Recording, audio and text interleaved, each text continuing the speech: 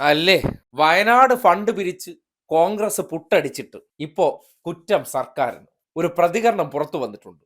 T Siddique MLA നാട്ടുകാരിത് കേൾക്കണം. ഇന്ന് November 1 Kerala പിറവി ദിനം. വയനാട് ദുരന്തം കഴിഞ്ഞിട്ട് ഇക്കഴിഞ്ഞ ജൂലൈ 30-ന് ഒരു വർഷം തികഞ്ഞു.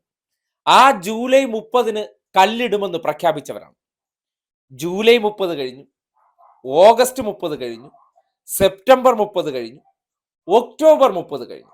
ഇന്ന് നവംബർ 1 ആയപ്പോൾ ആ കല്ലിടാത്ത കാര്യത്തിന്റെ കുറ്റം ആർക്കെന്ന് കേൾക്കണ്ടേ? രാഹുൽ ഗാന്ധി പ്രഖ്യാപിച്ച വീട്, ആ വീട് നിർമ്മിക്കാനും പൂർത്തീകരിക്കുന്നതിനും വേണ്ടിയിട്ടുള്ള സ്ഥലമെടുപ്പ് നടപടി കോൺഗ്രസിന്റേത് അവസാന ഘട്ടത്തിലാണ്.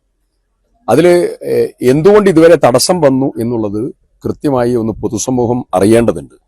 അതിലേറ്റവും പ്രധാനം, സർക്കാർ ഉദ്യോഗസ്ഥന്മാരെ വെച്ച് നമ്മൾ പരിശോധിക്കാൻ കൊടുത്ത ഡോക്യുമെന്റിൽ വളരെ മൈന്യൂട്ടായതും കോംപ്ലിക്കേറ്റഡ് ആയിട്ടുള്ള ഇഷ്യൂ ആക്കി ഡെവലപ്പ് ചെയ്യാൻ വേണ്ടി ശ്രമം നടത്തിയതായ കാര്യങ്ങളാണ്.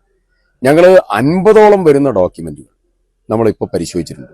ആ ഓരോ ഡോക്യുമെന്റും പരിശോധിക്കാൻ സമയമെടുത്തു. നേരത്തെ ഞങ്ങൾ ഒരു ലാൻഡിന് ഞങ്ങൾ ഡോക്യുമെന്റ് പരിശോധിച്ചു, ലാൻഡ് ബോർഡിൽ നിന്ന് ക്ലിയറൻസ് കിട്ടി. ആ ലാൻഡ് ബോർഡിൽ നിന്ന് ക്ലിയറൻസ് കിട്ടിയപ്പോൾ ഞാൻ അവരോട് ഒരു മറുപടി കത്ത് മുഖാന്തരം ഞാൻ ചോദിച്ചു, ഇതിൽ എന്തെങ്കിലും കുഴപ്പങ്ങളുണ്ടോ എന്നുള്ളത് റിട്ടേൺ ആയിട്ട് തരണം എന്നുള്ളത് പറഞ്ഞു. അപ്പൊ ലീഗിന്റെ ഭൂമിയിൽ അവര് കോംപ്ലിക്കേറ്റഡ് ഇഷ്യൂ ഉണ്ടാക്കാനുള്ള ശ്രമം നടത്തുന്ന സമയത്താണ്. അപ്പൊ അത് മറുപടി വന്നു, ഇതിൽ നിലവിൽ പരിശോധിച്ചതിലൊന്നും കുഴപ്പമില്ല എന്നുള്ള മറുപടി പറഞ്ഞു. അപ്പൊ ഞാൻ വീണ്ടും ഒരു കത്ത് കൊടുത്തു, നിലവിൽ പരിശോധിച്ചത് എന്നുള്ളത് പോരാ, ഇതിന് ഏതെങ്കിലും സമയത്ത് എന്തെങ്കിലും കുഴപ്പമുണ്ടോ എന്നുള്ളത്. അങ്ങനെ ഒരു കുഴപ്പം എന്നോട് പറഞ്ഞു. 1970-കളിൽ രചനാമ്മാൾ എന്ന് പറയുന്ന ഒരു ലേഡിയുമായി ബന്ധപ്പെട്ടുകൊണ്ട് ഒരു ഇഷ്യൂ ആ ലാൻഡിൽ പറഞ്ഞു. അങ്ങനെ അവസാനം ഞങ്ങൾ ഫൈനലൈസ് ചെയ്തതായിരിക്കുന്ന ഭൂമിയിൽ നിന്ന് ഞങ്ങൾ പുറകോട്ട് പോകേണ്ടി.